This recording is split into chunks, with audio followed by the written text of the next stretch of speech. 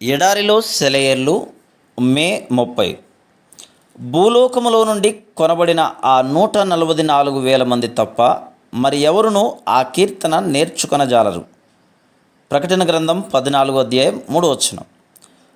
బాధల లోయలలో ఉన్న వాళ్ళకి మాత్రమే కొన్ని పాటలు నేర్చుకోవడానికి వీలవుతుంది.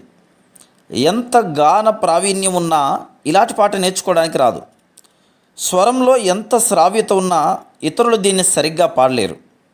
దీని సంగీతం హృదయంలో నుండే వస్తుంది.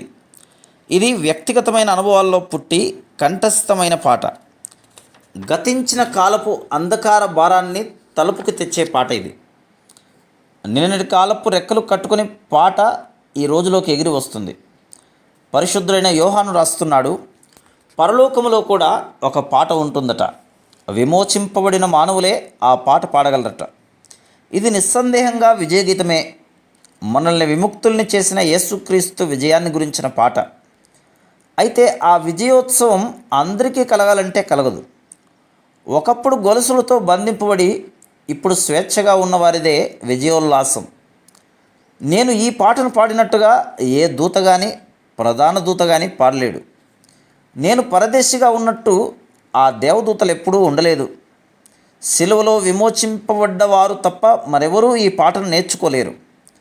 నా ఆత్మ తండ్రి దగ్గర నుండి ఈ సంగీత పాఠం నేర్చుకుంటున్నది. కంటికి కనిపించని సంగీత బృందంతో కలిసి శిక్షణ పొందుతున్నది. ఈ సంగీత సమ్మేళనంలో కొన్ని భాగాలను నా ఆత్మ తప్ప మరెవరూ పలకలేరు. దేవదూతలకి ఈ శృతి కుదరదు. ఈ తాళాలను నా ఆత్మ మాత్రమే వేయగలదు, ఆలపించగలదు. దేవదూతలు ఆలపించలేని ఆ భాగాలను ఆలపించడం కోసం తండ్రి నిన్ను సిద్ధపరుస్తున్నాడు.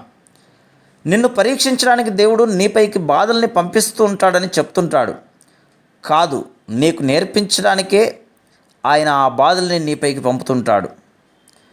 రమ్యమైన ఆ గాయక బృందంలో నువ్వు ఉండడం కోసం నిన్ను సిద్ధపరుస్తున్నాడు. రాత్రి సమయాల్లో నీ పాటను సిద్ధం చేస్తున్నాడు. కొండ లోయల్లో నీ స్వరాన్ని పదును పెడుతున్నాడు. మేఘాలు కమ్మిన వేళ నీ శృతిని సవరిస్తున్నాడు. వర్షాలు కురుస్తున్నప్పుడు నీ స్వరంలోని మాధుర్యాన్ని పరిపక్వం చేస్తున్నాడు. చలి రోజుల్లో నీ భావాన్ని మలుస్తూ అన్నాడు.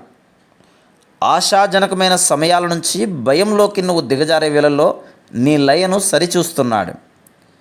నా అంతరంగమా, ఈ వేదనల బడిని అసహించుకోకు. అందులో నువ్వు పొందిన శిక్షణే రాబోయే కాలంలో పరలోకంలో వినిపించబోయే సార్వత్రికమైన రాగములో నీ వంతు నువ్వు పాడగలగడానికి సహాయపడుతుంది. కాలరాత్రి నిలువున కమ్ముతున్నదా? కటిక చీకటి కరకషంగా కప్పుతున్నదా? చేరరమ్మని ఆయన్ని చనువుగా ఆహ్వానించు. కొత్త పాట, కోయిల పాట నీకిస్తాడు. సుతారంగా నీతో శృతి కలుపుతాడు. శోధనల్లో సొమ్మసిల్లి నీ స్వరం ఆగితే ఆగిన పాటను ఆగనీయకుండా ఆ మేఘాల్లో తన పాటతో లీనం చేస్తాడు. ఆ పాట పాడే ప్రకాశపుత్రులంతా ముక్త కంఠంతో, ముకులిత హస్తాలతో ఆ అంధకారంలోనే ఈ అపురూప గానం మాకు అలవడిందంటూ మురిసిపోతారు.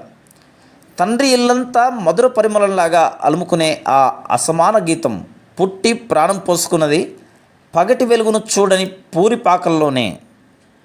Praise the lord.